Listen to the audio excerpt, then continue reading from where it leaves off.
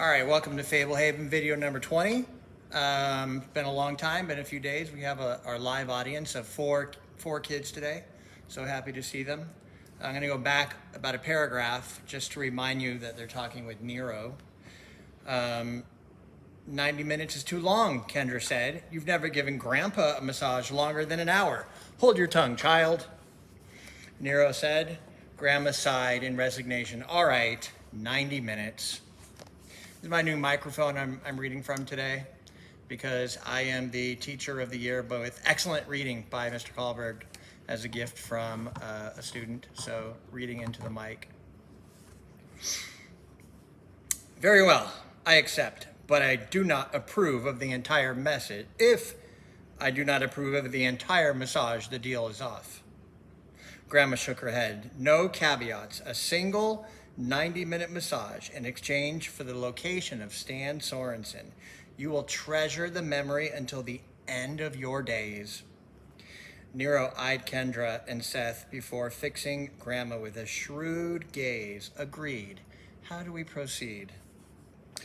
The best table Grandma could find was a fairly narrow stone shelf near the mouth of the cave. Nero stretched out on the shelf, and Grandma showed Kendra and Seth how to massage his legs and feet. Gross. She demonstrated how and where to use their knuckles and the heels of their hands. He's very strong, she said, grinding her knuckles against the bottom of his feet. Lean into it as much as you want. She set down his leg and stood beside his head. The children have their instructions, Nero. The 90 minutes begin now. Kendra hesitantly laid her hands on the troll's bulging calf. Although they were not wet, the scales felt slimy. She'd held a snake before, and the texture of Nero's scaly skin was quite similar. With Nero lying prone, Grandma went to work on the back of his neck and shoulders. She employed a variety of techniques, probing with her thumbs, rubbing with her palms, pressing with her fists, digging with her elbows. She ended up kneeling on the small of his back, careful to avoid the spikes along his spine, squeezing and kneading and applying pressure in diverse ways. Nero was obviously in heaven. He purred and moaned in decadent satisfaction. A constant stream of drowsy compliments flowed from his lips. He languidly encouraged them to rub harder. Kendra grew weary, and Grandma periodically demonstrated other techniques for her and Seth to employ. Kendra despised working on Nero's feet the most, from the roughness of his cracked heels to the smooth pads of his calluses to the lumpy bunions on his toes. But she tried her best to follow Grandma's tireless example. Besides assisting with his legs and feet, Grandma labored on his head, neck, shoulders, back, arms, hands, and abdomen. When they finally finished, Nero sat up with a euphoric smile. All the cunning had vanished from his bulbous eyes. He looked ready for the most satisfying nap of his life. That was closer to 100 minutes, Grandma said, but I wanted to do it right. Thank you, he said giddily. I never imagined something like that. He got to his feet, leaning against the wall of the cliff to steady himself. You have amply earned your reward. I have never felt anyone so full of knots and tension, Grandma said. I feel loose now, he said, swinging his arms. I will be right back with the information you seek. Nero ducked into the cave.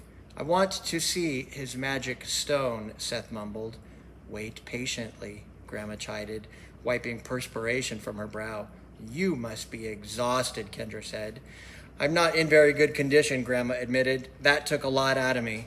She lowered her voice, but it sure beats barrels of treasure that we don't have.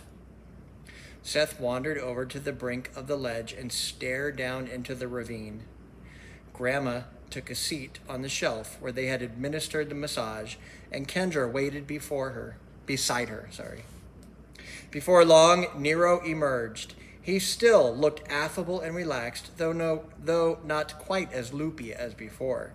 Stan is chained in the basement of the forgotten chapel.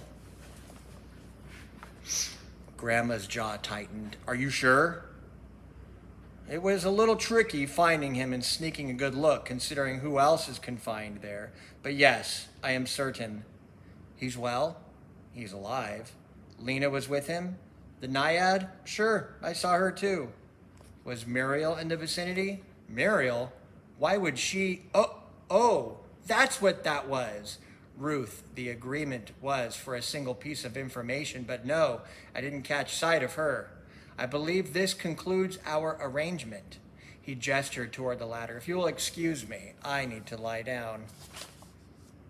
Chapter 200. Chapter 15, page 260. The far side of the attic. Grandma refused to talk while they were in the ravine. She wore a dour, thoughtful expression and hushed any attempts at conversation. Kendra waited until they were back on the path beside the covered bridge to try her question again. Grandma, Kendra began. Not here, Grandma admonished. We must not discuss the situation out in the open. She motioned for them to huddle close and continued in a hushed tone. Let this suffice. We must go after your grandpa today. Tomorrow might be too late. We will return home immediately, get equipped, and go to the place where he is being held. I will reveal his exact whereabouts once we are indoors. Muriel may not yet know his location. And if she does, I don't want her to learn that we know. Grandma stopped whispering and hurried them along the path. Sorry if I have been antisocial since leaving Nero, she said, after they had walked in silence for a couple of minutes. I needed to devise a plan. You kids really did an exceptional job back there. Nobody should have to spend an afternoon rubbing a troll's feet. Seth was heroic on the logs, and Kendra did some well-timed bluffing during the negotiations. You both surpassed my expectations. I never knew you were a masseuse, Kendra said. I learned from Lena. She has collected expert instruction from around the globe. If you ever get a chance to receive a massage from her, do not turn it down. Grandma tucked some errant strands of hair behind her ear.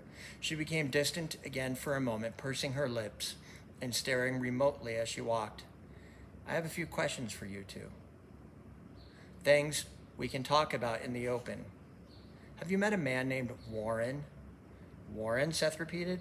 Handsome and quiet, white hair and skin, Dale's brother. No, Kendra said.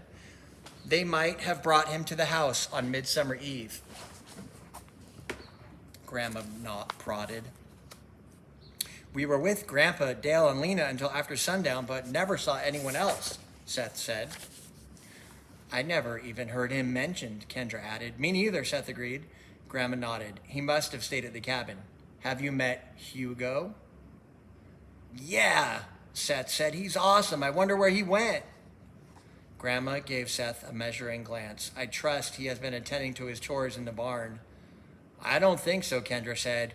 We had to milk the cow yesterday. You milked Viola?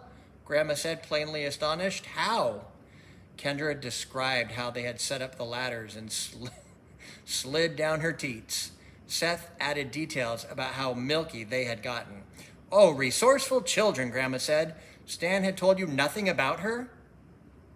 We found her because she was mooing so loud, Seth said. She was shaking the whole barn. It looked like her udder was going to explode, Kendra said. Viola is our milch cow, Grandma said. Every preserve has such an animal, though not all are bovine. Bovine cows, equine horses, bovine. She is older than this preserve, which was founded in 1711. At that time, she was brought over from Europe by ship, born from a milch cow on a preserve in the Pyrenees Mountains. She was about 100 years old when she made the voyage. Oh, that makes her like 400. And was already larger than an elephant. She has been here ever since, gradually gaining size each year. Looks like she's about to outgrow the barn, Seth said. Her growth has slowed over the years, but yes, she may one day become too colossal for her current confines. She provides the milk the fairies drink, Kendra said. More than the fairies drink it. Her ancient breed is nourished and worshipped by all creatures of fairydom. They place daily enchantments on her food and make secret offerings to honor and strengthen her. In return, her milk functions as an ambrosia, central to their survival. It is no wonder that cows are still considered sacred in certain parts of the world. Oh, she must make tons of dung, Seth said. Another blessing. Her manure is the finest fertilizer in the world, coaxing plants to mature much more quickly than usual, and sometimes to reach incredible proportions.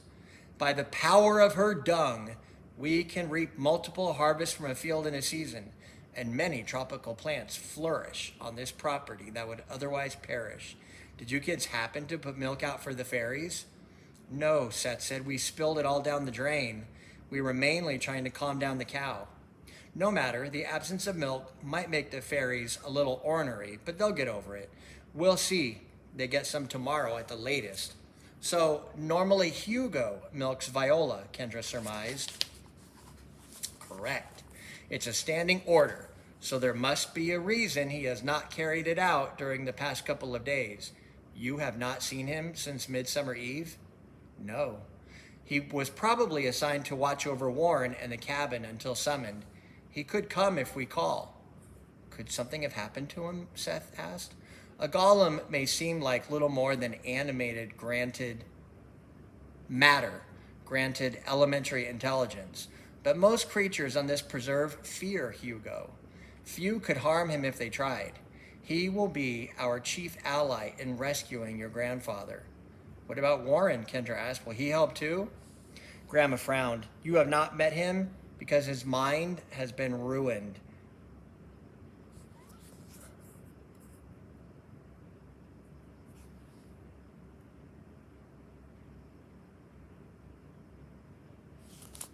Pause.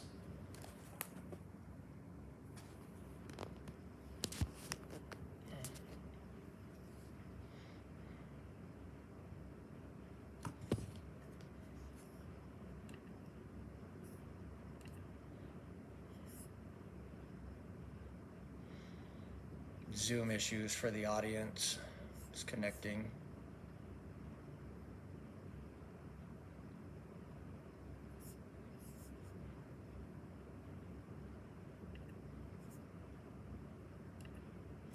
If I could pause the video, I would, but I can't.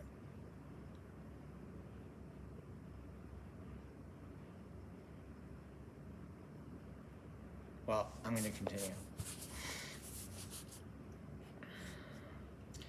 Warren is lost in a catatonic stupor. Fablehaven has many stories.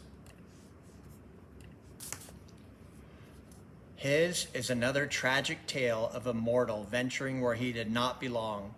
Warren will be no help to us. Anybody else? Seth asked. Like the satyrs? Satyrs? Grandma exclaimed. When have you met satyrs? I'm going to have some choice words for your grandfather when we find him. We met them by accident in the woods, Kendra assured her. We were taking stew from what looked like a well, and they warned us that we were actually stealing from an ogress. Hope you could hear me without my microphone. Those rogues were protecting their underhanded operation more than you, Grandma huffed. They have been pilfering her stew for years. The scoundrels didn't want to have to rebuild their thieving device. Probably sounded too much like work. Satyrs live for frivolity. The ultimate fair weather friends. Your grandfather and I share a mutual respect with various beings on this preserve, but there is not much more loyalty than one would find out in the wild. The herd looks on as the sick or injured are brought down by predators. If your grandfather is to be rescued on such short notice, it will be our doing with none but Hugo to aid us. It was late afternoon when they reached the yard. Grandma stood with her hands on her hips, taking in the scene.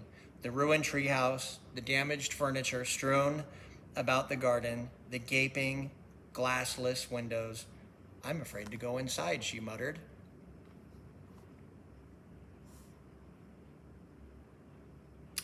You don't remember how bad it is, Kendra asked. She was a chicken, remember? Seth said. We ate her eggs. Creases appeared on Grandma's brow. It feels like such a betrayal to have your home violated, she said softly. I know sinister evils lurk in the woods, but they've never crossed that boundary. Kendra and Seth followed Grandma across the yard and up the porch steps. Grandma stooped and picked up a copper triangle, attaching it to a hook hanging from a nail. Kendra remembered noticing the triangle dangling among the wind chimes. A short copper rod was linked to the triangle by a chain of beads.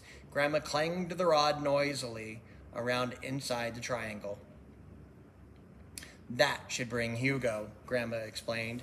She crossed the porch and paused in the doorway, staring into her home.